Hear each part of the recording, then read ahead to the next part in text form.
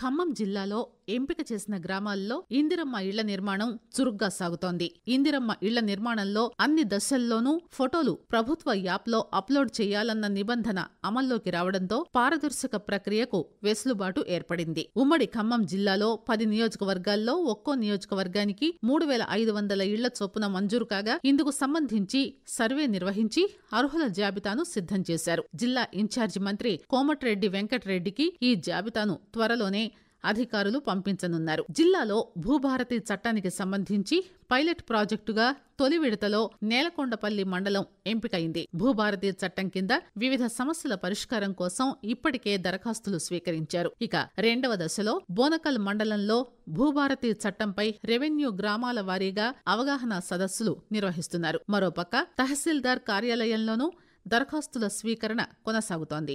బోనకల్ మండలంలో ఈ నెలలో దాదాపు 20 రోజుల పాటు ఈ సదస్సులు జరిగాయి. ఇంతవరకు రైతులు తమ సమస్యలపై 1,255 దరఖాస్తులు పంపించారు. కాగా మొదట పైలట్ ప్రాజెక్టుగా ఎంపికైన నేలకొండపల్లి మండలంలో ఇప్పటి వరకు 146 దరఖాస్తులను పరిష్కరించడం విశేషం. మహిళా స్వయం సహాయక సంఘాలు ఇకపై ఆన్లైన్ సేవల్లో కూడా కీలక ముందడుగు వేస్తున్నాయి. కుట్లు, అల్లికల నుంచి పలు రంగాల్లో విశేష ప్రగతి సాధించిన జిల్లా మహిళా స్వయం సహాయక సంఘాలు మారుమూల ప్రాంతాల ప్రజలకు మీ సేవ ఆన్లైన్ సేవలు అందించనున్నాయి. కేంద్ర ప్రభుత్వం ఆన్లైన్ సేవల్లో మహిళా స్వయం సహాయక బృందాలకు అవకాశం కల్పించేందుకు దేశవ్యాప్తంగా 10 జిల్లాలను ప్రయోగాత్మకంగా గుర్తించగా అందులో ఖమ్మం జిల్లా కూడా ఉంది. ఖమ్మం జిల్లా గ్రామీణాభివృద్ధి సంస్థ పరిధిలోని సెర్ఫ్ ఆధ్వర్యంలో జిల్లాలోని 153 గ్రామాలను ఈ ప్రాజెక్టుకు ఎంపిక చేశారు. ఆయా గ్రామాల్లో మహిళా స్వయం సహాయక సంఘాల్లో సభ్యులుగా ఉండి విద్యావంతులైన వారిని గుర్తించి వారికి కామన్ సర్వీస్ సెంటర్ల నిర్వహణపై అవగాహన కల్పించారు. వీరిలో తొలి విడతలో 70 మంది మహిళలను ఎంపిక చేసి ఖమ్మంలో వారం రోజుల శిక్షణ ఇచ్చారు.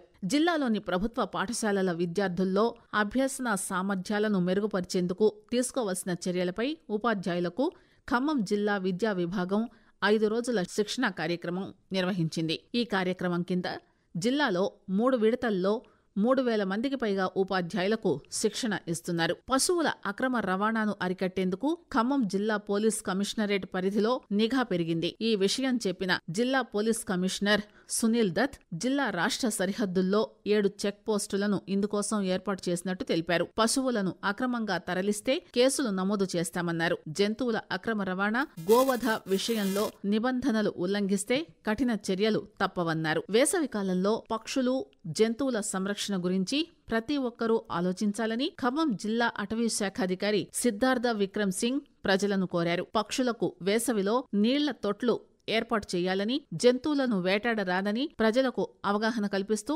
ఖమ్మంలో అర్బన్ పార్క్ వరకు వీల్స్ ఫర్ వింగ్స్ పేరిట సియాకిల్ ర్యాలీ నిర్వహించారు. సౌర విద్యుత్ విధానాన్ని అమలు చేయడంతో ఖమ్మం పాడి పరిశ్రమకు ప్రతి నెల సుమారు 40,000 రూపాయల మేర ఆదా అవుతోంది. రాష్ట్ర వ్యాప్తంగా పాడి యూనిట్లకు విద్యుత్ బిల్లుల భారాన్ని తగ్గించడానికి ప్రత్యామ్నాయంగా సోలార్ విద్యుత్ వినియోగించుకునేలా ప్రభుత్వం చొరవ తీసుకుంది. ఇదిలా ఉండగా ఈ వేసవిలో ఖమ్మం జిల్లాలో విద్యుత్ వినియోగం గణనీయంగా పెరిగింది. ముఖ్యంగా గృహ వినియోగం రోజురోజుకు పెరుగుతోంది. ఈ ఏడాది మార్చి నుంచి ఎండల తీవ్రత మొదలు కాగా ఏప్రిల్ చివరి వారానికి విద్యుత్ వినియోగం బాగా పెరిగింది. ఖమ్మం NCDCL సర్కిల్ పరిధిలో వివిధ కేటగిరీల కింద మొత్తం 6,96,179 విద్యుత్ సర్వీసులుండగా వీటిలో గృహ సర్వీసులు 4,96,114 ఉండడం గమనార్హం. ఖమ్మం జిల్లాలో బీసీ సంక్షేమ శాఖ ఆధ్వర్యంలోని మహాత్మా జ్యోతిబా పూలే గురుకుల కళాశాలల్లో ఏటేటా విద్యా ప్రమాణాలు పెరుగుతున్నాయి. గత ఏడాది గురుకులాల్లో ఇంటర్ ద్వితీయ సంవత్సరంలో 82% ఉత్తీర్ణత నమోదు కాగా ఈ ఏడాది ఉత్తీర్ణత 89% పెరిగింది. ఖమ్మం జిల్లాలో స్వయం భూ దివ్య క్షేత్రంగా విరాజిల్లుతున్న స్తబాంద్రి లక్ష్మీ నరసింహస్వామి గిరి ప్రదక్షిణ ఇటీవల కన్నుల పండుగగా జరిగింది. ఆలయ అర్చక బృందం, దేవాదాయ శాఖాధికారులు, భక్త బృందాల ఆధ్వర్యంలో వేలాది మంది భక్తులు ఈ గిరి ప్రదక్షిణలో పాల్గొన్నారు.